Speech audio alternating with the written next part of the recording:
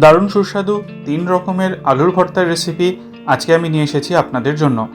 নমস্কার, কুইজিনিয়া চ্যানেলের পক্ষ থেকে সকলকে জানাই সাদর আমন্ত্রণ।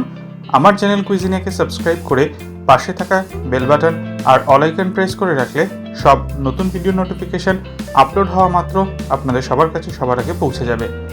আলুর ভর্তা, সেটা পাতলা মসুর ডাল দিয়ে হোক অথবা এমনি ভাতে মেখে খেতে দারুণ সুস্বাদু।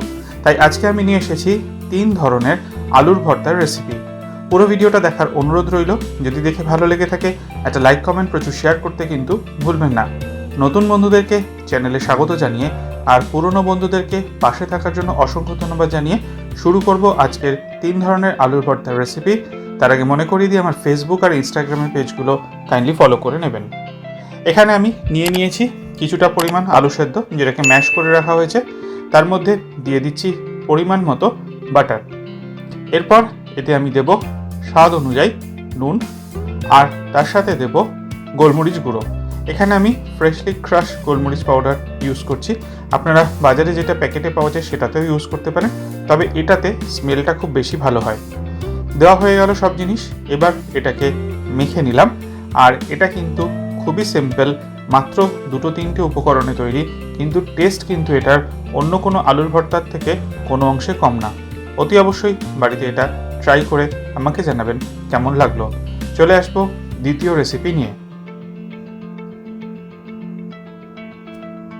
দ্বিতীয় রেসিপির জন্য নিয়েছি প্লেটের মধ্যে কিছুটা সেদ্ধ করা ম্যাশড পটেটো মানে আলু।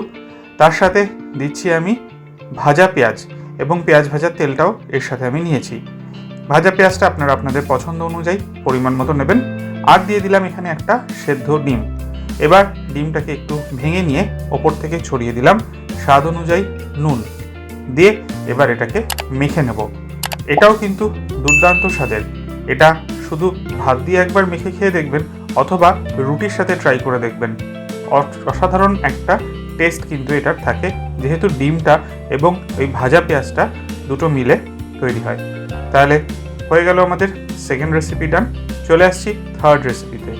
নিয়েছি সেদ্ধ করা ম্যাশড আলু, যেটা আমি করে রেখেছিলাম। তারপর দিয়ে দিলাম পরিমাণ মতো ভাজা পেঁয়াজ। ভাজা পেঁয়াজের সাথে তার তেলটাও কিন্তু আমি এর মধ্যে দিয়ে দিয়েছি। ভাজা পেঁয়াজটা আমি একটু বেশি পরিমাণে এখানে অ্যাড করলাম। নিয়ে নিলাম ভাজা রসুন। গোটা রসুনগুলোকে আমি ভেজে নিয়েছি তেলে। এবার এই রসুনগুলোকে আমি হাত দিয়ে একটু ম্যাশ করে নিচ্ছি। এবার এটা অ্যাড করে দিলাম।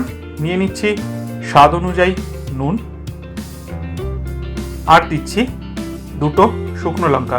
শুকনো লঙ্কাগুলোকেও কিন্তু আমি ভেজে নিয়েছি তেলে কড়া করে। এবার প্রথমে শুকনো লঙ্কাটাকে হাত দিয়ে একটু ভেঙে নিচ্ছি যাতে সহজে গুঁড়ো হয়ে যায়। একটু নুন আমি এর সাথে ব্যবহার করে নেব। এবার এই শুকনো লঙ্কাটাকে আমি অ্যাড করে দেবো আলুর সাথে, আর আলুর লঙ্কাটাকে এবার মেখে নেব।